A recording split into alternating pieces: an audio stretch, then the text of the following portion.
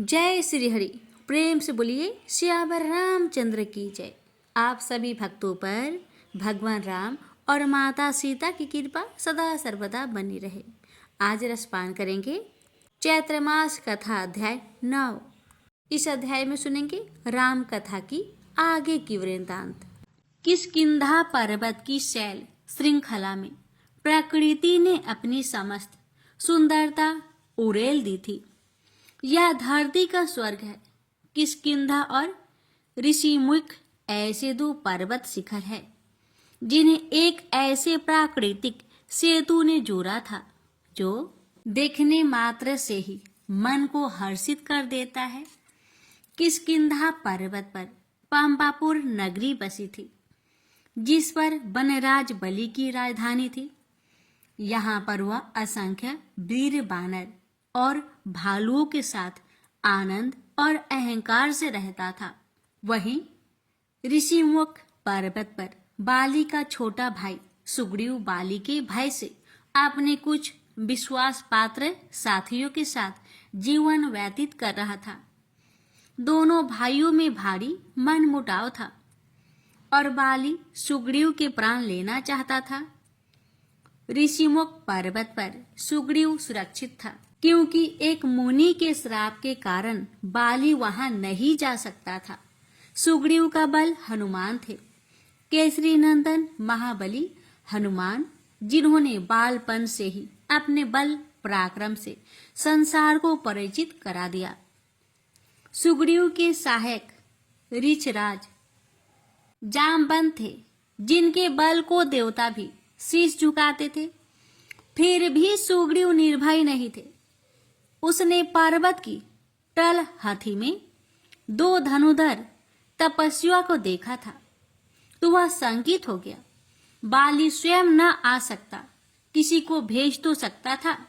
वे दोनों तपस्वी उसे बाली के भेजे हुए प्रतीत होते थे। उसने हनुमान को उनका भेद लाने के लिए भेजा। महावीर हनुमान ने ब्राह्मण का भेष धारण किया और क्षण भर में उस मनोहर युगल मूर्ति के सामने आकर खड़े हो गए। दोनों ने ब्राह्मण को सामने देखकर आदर प्रणाम किया। हनुमान तो उनका रूप देखकर अपनी सुध बुध भूल गए। यही तो उनके आराध्य और स्वामी प्रभु श्री राम है, जिन चराचर के स्वामी की सेवा के लिए उन्होंने व्रत लिया था। वे आज उनके सम्मुख थे। फिर भी उन्होंने विनयी स्वर में परिचय पूछा। श्री राम ने मुस्कुराकर अपना परिचय दिया और उनसे भी उनका परिचय पूछा। जानते हैं, फिर भी पूछते हैं।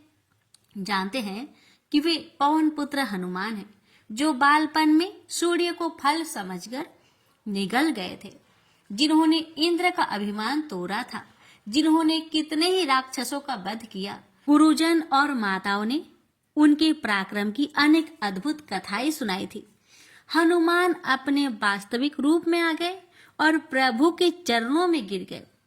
श्री राम ने उन्हें उठाकर अपने हृदय से लगा लिया। राक्षसों के विनाश हेतु भक्त और भगवान का मिलन हो गया। देवता हर्षित हो रहे थे। जगत कल्याण के लिए एक और महत्वपूर्ण चरण पूरा हो गया था। अब दशानन का कुल सहित विनाश होगा और संतजन निर्भय होंगे। श्री राम और हनुमान का मिलन इसका संकेत था।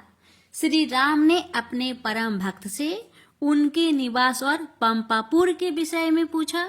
हनुमान ने विनय पूर्वक बताया, पंपापुर का बानर राज बाली अपने भाई सुग्रीव का शत्रु है और सुग्रीव उसके भय से ऋषिमुख पर्वत पर रहते हैं।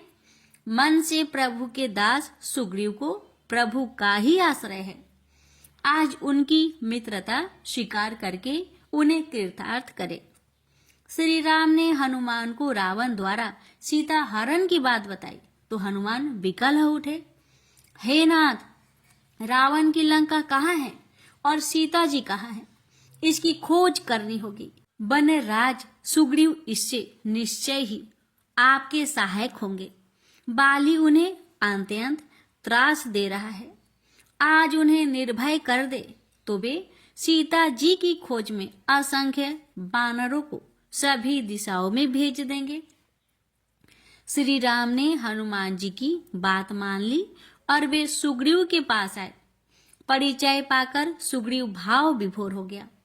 दंडकारण्य में खर दूषण के सेना सहित विनाश की घटना पंछियों द्वारा उस तक भी पहुंच गई थी।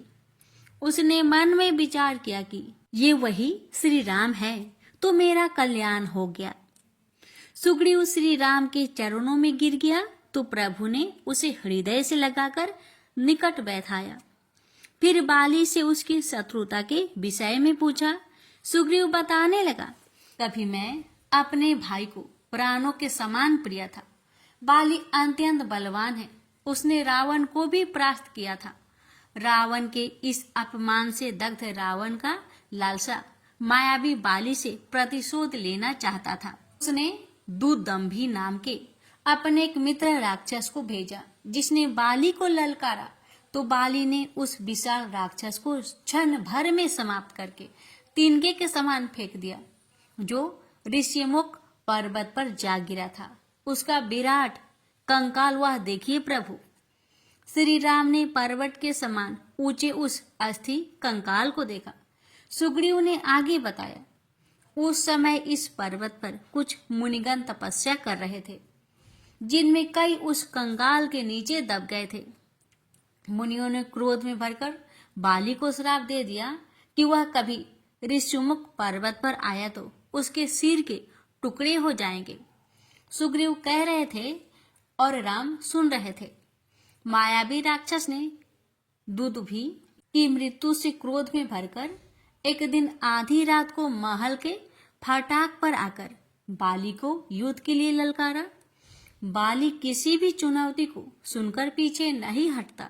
वह मायावी से लड़ने निकल पड़ा। मैंने उसे रोकने का प्रयास किया किंतु वह न माना, तो मैं भी उसके साथ चल दिया। दोनों भाइयों को साथ देकर मायावी वहां से भाग लिया, परंतु बाली उसका पीछा कहाँ छोड़ने वाला था।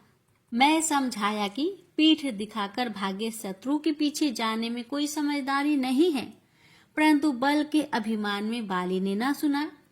मायावी एक गुफा में जा घुसा था तो बाली ने मुझे गुफा के बाहर बैठकर प्रतीक्षा करने का आदेश दिया और स्वयं गुफा में मायावी के पीछे चला गया। मुझे वहां प्रतीक्षा करते करते 15 दिन बीत गए। गुफा के अंदर से भांति भांति की आवाजें आ रही थी। अचानक रक्त की धारा बहकर बाहर आई तो मैं घबरा गया। मुझे मृत्यु शोक हुआ कि अवश्य उस राक्षस ने किसी जाल में फंसाकर बाली को मार दिया था। सुग्रीव ने राम को अपनी व्यथा सुनाते हुए आगे कहा, मायावी से बड़ा भय होने लगा था। मैंने एक शिला से गुफा का द्वार बंद कर दिया और नगरी में लौटकर सबको यह अशुभ समाचार सुनाया। सब शोक में डूब गए और फिर मंत्री परिषद ने सर्वसम्मति से मेरा राज तिलक कर दिया। अभी कुछ ही दिन बीते थे कि बाली जीवित लौट आया। उसने मुझे सिंहासन पर बैठा देखा तो क्रोध से भरकर मुझे भूमि पर पटक कर मारने लगा। वह मुझे विश्वासघाती और भातृद्रोही कह रहा था और किसी की कोई भी बात सुनने को तैयार न था। मेरे प्राण संकट में थे। तब मेरी पत्नी तारा अपने जेठ बाली से मेरे प्राणों की भीख मांगने लगी और अवसर पाकर मैं वहां से प्राण बचाकर ऋषिमुख पर्वत पर आ गया। बाली ने मुझ निर्दोष को मारा भी और मेरी भार्य तारा को भी बलपूर्वक अपनी पत्नी बना लिया। सुग्रीव सजल नेत्रों से श्री राम को अपनी व्यथा सुनाकर मौन हो गए। श्री राम की दृष्टि में बाली बल के अभिमान में अविवेकी व अन्यायी तो है, साथ ही व्यभिचारी भी है। अनुज वधू को बलपूर्वक शोणित करना अक्षम्य अपराध है। श्री राम उसके वध की प्रतिज्ञा लेते हैं, परंतु सुग्रीव आशंकित है। बाली को मारना सरल नहीं है। उसने दुदुभी जैसे राक्षस को मार दिया था, जिसका अस्थि कंकाल की भय देता है। श्री राम ने खड़े होकर एक ठोकर में उस पर्वत से रिखे अस्थि कंकाल को समुद्र में फेंक दिया।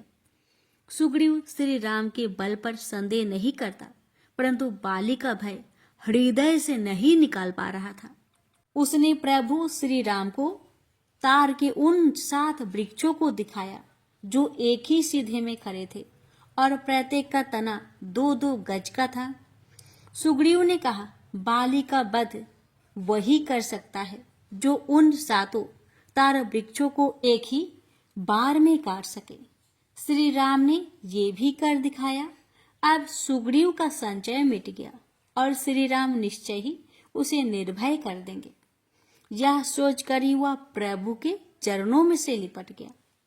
हनुमान ने सुग्रीव से कहा, मित्र को मित्र का सहायता होना चाहिए और प्रभु ने इसका प्रमाण दे दिया है। अतः अब आपको भी मित्र धर्म निभाने को तत्पर होना चाहिए। हनुमान ने प्रभु श्री राम की व्यथा से सुग्रीव को अवगत कराया तो उसने मन, वचन और कर्म से उनकी सहायता करने का संकल्प लिया।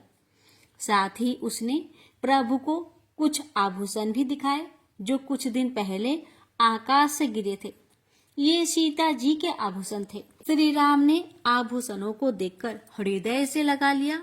उनकी विकलता बढ़ गई। सीता जी ने अपने खोज चिन्ह छोड़े थे जो थोड़ी सांत्वना प्रदान करते थे कि वे सही दिशा में जा रहे हैं। श्री राम के निर्देश पर सुग्रीव साहस से भरकर महल के फाटक पर पहुंचा और बाली को ललकारा। उसकी ललकार सुनकर बाली क्रोध में भरकर बाहर आया और दोनों भाइयों में द्वंद्व युद्ध शुरू हो गया। सुग्रीव राम बलि के आश्रय होकर उत्साह से लड़ रहा था, परंतु बाली का क्रोध चरम पर था, जैसे वह आज सुग्रीव का अंत कर ही देगा।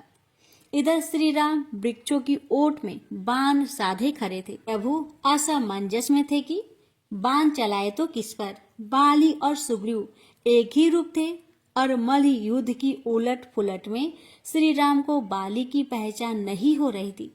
यदि बाण सुग्रीव को ही जा लगा तो अनर्थ हो जाएगा। इधर सुग्रीव के प्राण अटकने लगे थे। शरीर बाली के प्रहारों से शिथिल हो रहा था और प्रभु की ओर से सहायता में विलंब हो रहा था। अंततः वह प्राण बचाकर भाग लिया। बाली से बचना है तो ऋषि मुख तक पहुंचना होगा। वह प्राणपण से भागकर ऋषि मुख क्षेत्र में आ गया और हाफता हुआ गिर पड़ा। श्री राम ने सुग्रीव के समीप आकर उसके शरीर पर हाथ फिराया तो सारी थकान और पीड़ा छूमंतर हो गई। उसने शिकायती भाव से प्रभु को देखा, मानो कह रहा हो, प्रभु आज तो खूब मित्रता निभाई, प्राण ही संकट में डाल दिए थे, सहायता का वचन देकर संहार का प्रबंध करा दिया था। तब श्री राम ने हंसते हुए अपनी दुविधा बताई कि दोनों भाई देखने में एक रूप थे, इस कारण वे बाण नहीं चला पाए। इस बार प्रभु ने सुग्रीव के गले में अपना कंठहार डाल दिया जो उसके लिए पहचान का चिन्ह था। सुग्रीव का साहस तो नहीं हो रहा था, परंतु प्रभु के अवशासन पर और हनुमान के उत्साह के कारण वह बाली से द्वंद्व युद्ध के लिए पुनः तैयार हो गया। संध्या का समय हो चुका था और बाली विश्राम कर रहा था। तारा उसके पैर दबा रही थी कि कानों में सुग्रीव की ललकार सुनाई पड़ी। बाली ने गरज कर कहा, फिर से आ गया निर्लज, इस बार ऋषि मुख की ओर जाने वाले मार्ग को घेर कर इसका किस्सा खत्म करूंगा। वह उठकर खड़ा हुआ तो तारा ने उसका हाथ पकड़ा। नाथ, वह सुबह पीटकर फिर शाम को आ गया है, तो इसका कोई कारण अवश्य है। उसके पीछे कोई शक्ति कार्य कर रही है। मैंने सुना है कि 2 धनुर्धर आए हैं, कहीं उन्हीं के आश्रय से तो यह अधिक न उछल रहा हो। बाली किसी का भय नहीं मानता। द्वार पर चुनौती देने वाले यदि शिव भी हैं तो भी मैं उनसे द्वंद्व युद्ध करने से पीछे नहीं हट सकता। फिर तो तपस्वियों से क्या डरना। वह हाथ छुड़ाकर बाहर आया और कूदकर उस मार्ग को घेर लिया जिससे सुग्रीव कई बार बचकर भागा था। सुग्रीव बाली का मंतव्य समझ गया। आधी शक्ति तो बाली के वरदान से छीन हो गई थी और शेष उसने बचकर भागने का मार्ग बंद करके छीन ली। यदि अब श्री राम की सहायता न मिली तो श्राद्ध हो गया समझो। अब जो भी हो, नित्य की पीड़ा से तो मुक्ति मिलेगी। यह सोचकर ही सुग्रीव अपनी शक्ति और साहस समेटकर बाली से दंड युद्ध करने लगा। दोनों भाई एक दूसरे पर भीषण प्रहार कर रहे थे। तभी एक तरसराता बाण आया और बाली की छाती विदीर्ण कर गया। वह भूमि पर गिरा। सुग्रीव ने तत्काल उसे बाहों में संभाल लिया। अंततः वह सहोदर ही होता था। इसके बाद श्री राम सामने आए। बाली उन्हें पहचान गया और हाथ जोड़कर प्रणाम करते हुए बोला, तो प्रभु आपने यह बाण चलाया, आपकी मुझसे क्या शत्रुता थी और सुग्रीव क्यों प्रिय हो गया? आपने अकारण और वो भी छुपकर वार किया। आपने प्रभुताई सामने से दिखाते तो मुझे कोई दुख न होता। अवश्य सुग्रीव ने सीता जी की खोज में सहायता का अवशासन दिया होगा। हे नाथ, यदि आपने मुझसे कहा होता तो मैं जानकी जी को आदर सहित और उस रावण को पैर पकड़कर घसीटते हुए आपके सामने ले आता। श्री राम ने उसकी बात सुनकर उत्तर दिया, बाली, तुम्हें मैंने नहीं मारा है, मैंने नहीं मारा है। जो अपने बल के अहंकार में दोष जाने बिना अन्यायपूर्ण निर्णय लेता है, अनुज बधू से बलात् समागम करता है और यह जानकर भी कि वह मेरे आश्रय में है, भय नहीं मानता, तो ऐसे दुष्ट का वध करने में कोई पाप नहीं। तीनों लोकों के स्वामी भगवान शिव को भी तुच्छ समझकर उनकी चुनौती स्वीकार करने का दंभ भरने वाले शिवद्रोही की ऐसी ही गति होती है। बाली अंत समय में अपने दोष जान गया तो उसके नेत्र से प्रायश्चित के आंसू गिरने लगे। प्रभु के हाथों प्राण जाने पर सद्गति मिलती है, परंतु उसे तो वो भी ना मिली, अन्यथा प्रभु छुपकर प्राण क्यों हरते? करुणा सागर उसकी पीड़ा समझ गए। बाली के मुख पर क्षमा प्रार्थना के भाव देखकर श्री राम ने उसे सद्गति के अधिकारी से वंचित नहीं किया, उसे सहज ही मुक्ति प्रदान कर दी। श्री राम ने विधिवत बाली का दाह संस्कार कराया और उसके पुत्र अंगद को सुग्रीव के संरक्षण में दिया। शोकाकुल परिवार को नाना प्रकार के धर्म में उपदेश देकर सांत्वना दी और जीवन मृत्यु का भेद समझाया। श्री राम ने लक्ष्मण को आज्ञा दी कि वह नगर में जाकर सुग्रीव का राज तिलक करे और अंगद को युवराज बनाए। लक्ष्मण ने हनुमान और जामवंत सहित सभी वानर व ऋछ समाज के साथ जाकर श्री राम की आज्ञा का पालन किया। वर्षा ऋतु आरंभ हो गई थी और अब तो कहीं आना जाना संभव नहीं था।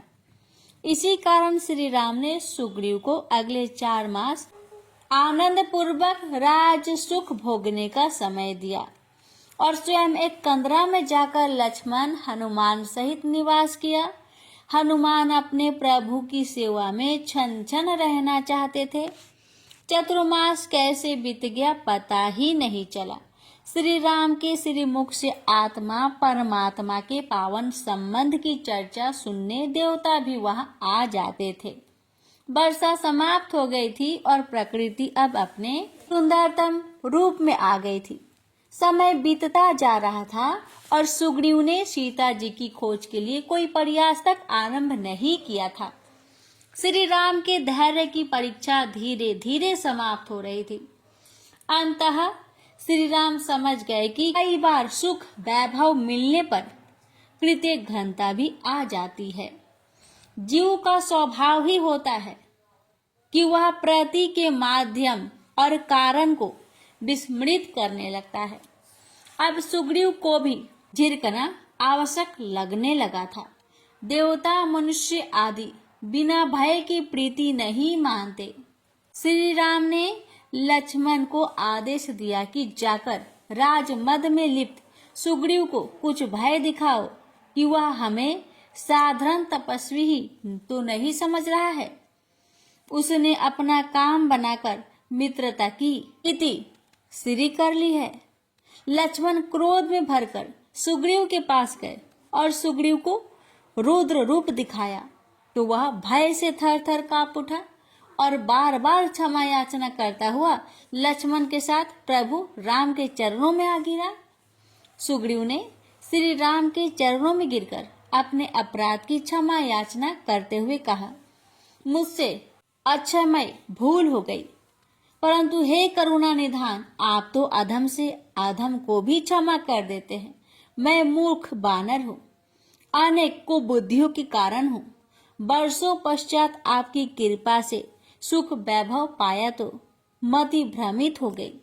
आप जैसा आदेश करे वैसा होगा। श्री राम ने सुग्रीव को निर्देश देकर विदा किया तो उसने वानर समाज को एकत्रित करके उन्हें प्रभु की आज्ञा का पालन करने का आदेश दिया। सुदूर वनों से वानरों को तत्काल वहां आने का आदेश भेजा गया तो कुछ ही दिनों में किष्किंधा शैल श्रृंखला वानरमयी हो गई। भिन्न भिन्न रूप व आकार के वानर आ गए। सबके मन में हर्ष था कि वे प्रभु श्री राम के कार्य हेतु चुने गए हैं। प्रभु बड़े करुणा निधान हैं, सब सामर्थ्य होते हुए भी तुच्छ वानरों की सहायता ले रहे हैं और संसार में उनका मान बढ़ा रहे हैं। रीछ समाज भी इसी हर्ष में डूबा था। करोड़ों रीछ वानर उस शैल शिखर के चप्पे चप्पे पर दिखाई देने लगे थे। सुग्रीव ने उनकी टुकड़ियां बना दी और उनका नेतृत्व योग रीछ वानरों को सौंप दिया। अब सब प्रभु का आशीर्वाद लेकर सीता जी की खोज में चलने को तैयार थे। श्री राम ने हनुमान को समीप बैठाकर उनके बल बुद्धि और विवेक का गुणगान किया और कहा कि इस कार्य को वे ही सिद्ध कर सकते हैं। हनुमान पुलकित हो गए। प्रभु ने कहा, तो यह अटल सत्य है। श्री राम ने हनुमान को अपनी मुद्रिका देते हुए कहा, जब सीता मिल जाए तो पहचान के रूप में उन्हें यह मुद्रिका दे देना, जिससे उन्हें किसी प्रकार का संदेह ना रहे। उनसे कहना कि राम उनकी ओर से निश्चिंत नहीं है और उन्हें मुक्त कराने के लिए रावण को कुल सहित नष्ट करने का संकल्प ले चुके हैं। उनसे ये भी कहना कि हे जनक दुलारी, पृथ्वी लोक पर केवल सुख ही सुख होते तो बड़ी निरस्ता हो जाती। दुखों के मिश्रण से तो जीव इस धराधाम पर आनंद प्राप्त करता है। हनुमान ने श्री राम का संदेश आत्मसात कर लिया और प्रभु की आज्ञा से यूथ सीता जी की खोज में चल पड़े। सुग्रीव ने सबको चेतावनी दी कि यदि महीने भर की अवधि में सीता जी की खोज न करके लौटे तो मेरे हाथों मारे जाओगे। रीछ और वानरों के दल चारों दिशाओं में जय सिया राम का घोष करते हुए सीता जी की खोज में निकल पड़े। अंगद ने नेतृत्व में हनुमान सहित बड़े बड़े वीर वानर थे। सबने इतना तो सुना था कि लंका द्वीप समुद्र में कहीं है, परंतु कहाँ है यह कोई भी नहीं जानता था। पहले तो यही खोज करना कठिन काम था। सब दक्षिण की ओर बढ़ चले जा रहे थे, क्योंकि लंका दक्षिण में ही कहीं है। वनों, पर्वतों और कंदराओं को पार करते हुए अंगद दल समुद्र के विशाल तट पर आ गया। सामने अतः जल राशि था और उन्हें कोई मार्ग नहीं सूझ रहा था। समुद्र तट पर वानर भालू अपने स्वभाव के विपरीत मौन बैठे थे, तो उनके मन में उत्पन्न निराश का संकेत था। यहाँ से कहाँ जाए, उन्हें कोई मार्ग नहीं सूझ रहा था। वे आपस में बातें करने लगे। उनसे अच्छा तो जटायु रहा, जिसने प्रभु की सेवा में प्राण देकर सदगति प्राप्त कर ली। वे तो प्राण भी देते हैं तो भी प्रभु की कृपा नहीं होगी, क्योंकि उनके कार्य में कोई प्रगति नहीं हुई। वानरों के बीच हो रही यह निराशजनक बातचीत वहीं पर्वत की खोज में आराम कर रहा एक वृद्ध गिद्ध भी सुन रहा था। उसका नाम सांपति था और वह जटायु का भाई था। जटायु की चर्चा सुनकर वह बड़ी कठिनाई से सरकता हुआ गुफा से बाहर आया, क्योंकि उसके पंख जले हुए थे। जवानी में अपने बल के घमंड में दोनों भाई जटायु और संपाति उड़ान भरकर सूर्य की ओर चल पड़े थे। जटायु ने बुद्धि से काम लिया और ताप तेज होने पर वह तो लौट आया, परंतु संपाति अभिमान में आगे ही बढ़ता चला गया और उसके पंख जल गए। वह उस स्थान पर आ गिरा और अब तब से वहीं पड़ा हुआ था। यदि भाग्यवश कभी उसे कोई शिकार मिल जाता तो वह भोजन कर लेता, अन्यथा भूखा रहकर ही समय बिता रहा था। एक मुनि ने संपाति को बताया था कि त्रेता युग में प्रभु श्री राम के सेवक उनके कार्य हेतु इस तट पर आएंगे। तब तुझसे जो सहायता बन पड़े करना, इससे तू पवित्र हो जाएगा और तेरे पंख उग आएंगे। संपाति ने मन ही मन विचार किया कि शायद वह शुभ समय आ गया है। प्रेम से बोलिए सियावर रामचंद्र की जय। प्यारे भक्तों, अब आगे की कथा अगली वीडियो में श्रवण करेंगे।